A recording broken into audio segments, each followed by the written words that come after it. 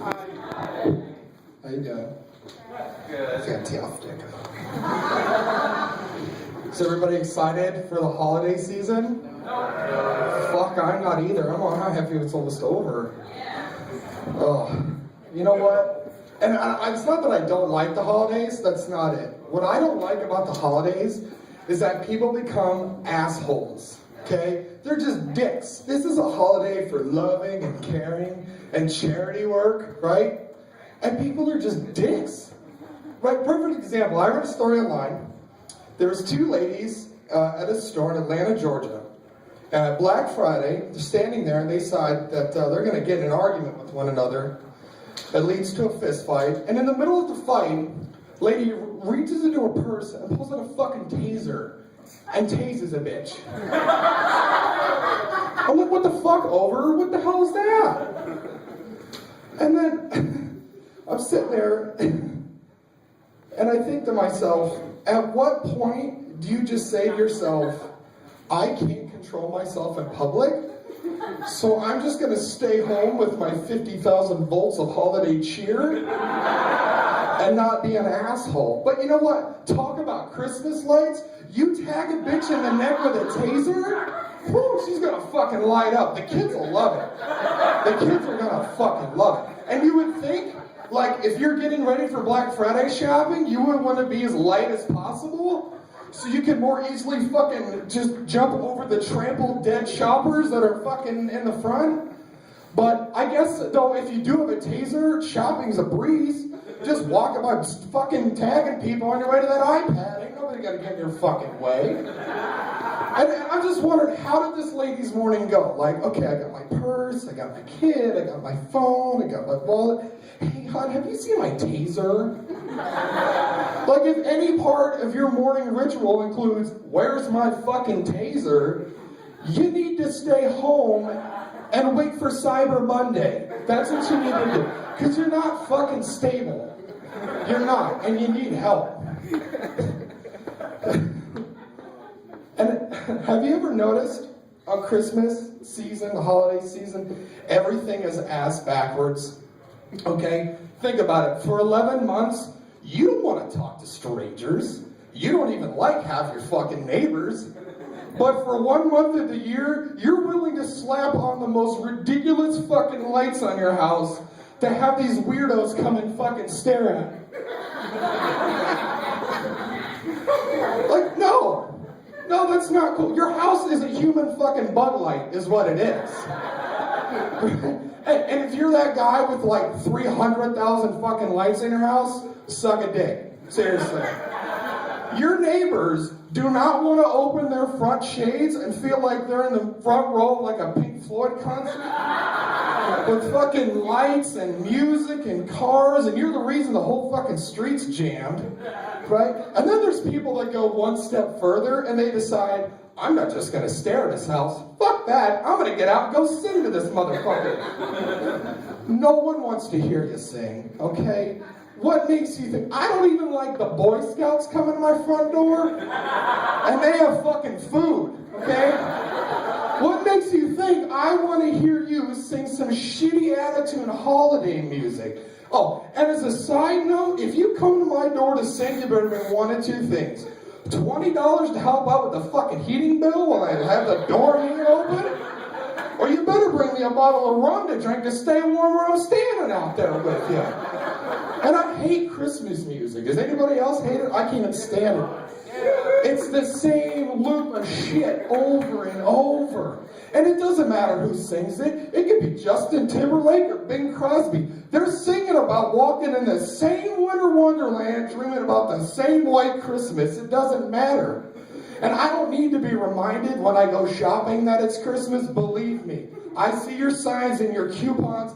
And apparently the people that work there that I think are supposed to be elves, but at this point just look like pissed off leprechauns.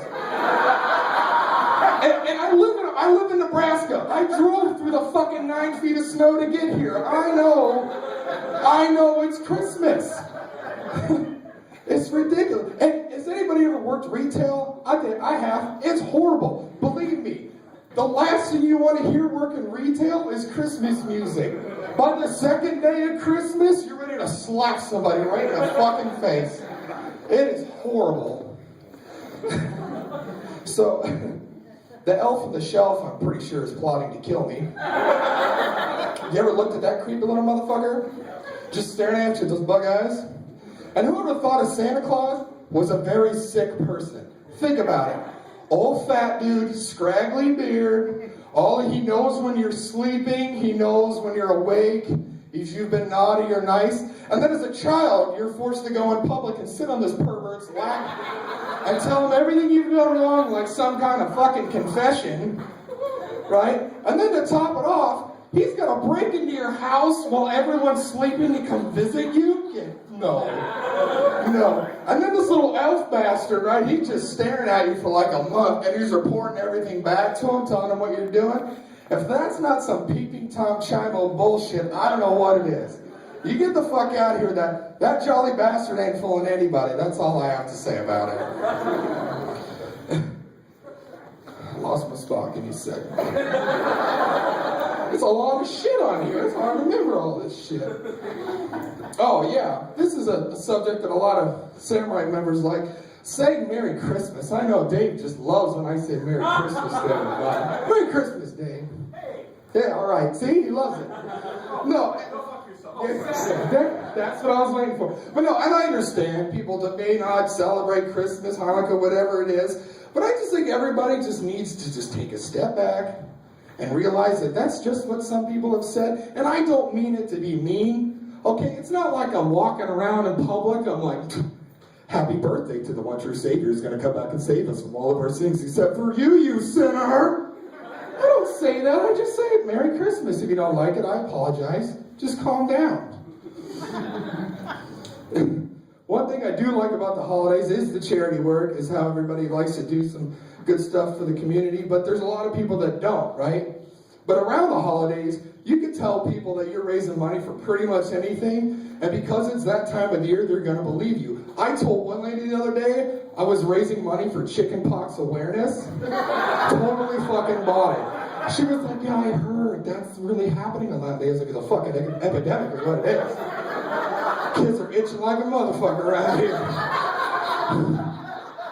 But the best is when people get hit with shit, like, you know they don't know what you're talking about, and you can see it in their face, but they don't want to be dicks about it, so they just go along with it, which is the worst mistake you could do talking to me, because I'm going to sniff that shit out, and I'm just going to drag it on and on. Alright? Perfect example, I was at the bank the other week, and there's some guy, there's always, that one guy wants to talk to everybody, and I'm sitting there going, please don't talk to me. Please don't. He's like, hi, how are you? He's like, fuck me. Here we go. So I turn around, and I just get the saddest look on my face. I was like, I'm fine. How are you doing? He's like, what's wrong? I said, well, I just get really sad when I go to the bank, because I'm usually here to deposit money for my grandmother's therapy sessions from this charity work I do. And he goes, oh, what's wrong with her? I go, well, she has some really serious medical issues. He goes, well, what happened? I said, well, she suffers from a pretty serious case of sudden hemorrhaging and rectal tension spasms. Or as you guys probably know it as sharts. So, yeah! Fucking work. I was worried about that one. I ain't gonna lie, a little bit. I don't know those big words that some of these OPVD retards in here. I'm sorry, I didn't mean that. I work there too. We're all on the same short bus. Don't worry about it. So anyway, back to myself. So he looks at me, right? And he just, you can see it in his face. He's like, what the fuck is he talking about? But he doesn't want to be a dick about it. So he decides, he just looks at me and goes, my wife has the same problem. And it gets really bad. She has the worst spasms when she walks. And at this point, I can't just laugh in this guy's face, so I'm trying to hold it in. But when you hold in a laugh, you just start crying. So he thinks I'm crying. So he feels bad and goes in for this, hug thing. And it was too late. I'm stuck in this bank hug thing. I don't know what I'm supposed to do right now. And you try to give, the gentle, all right, we're done being weird. Try that? No. It was all sorts of weird at First National, I tell you what. So he would not let go of me, right? So I'm like, you know what? I know how to handle this.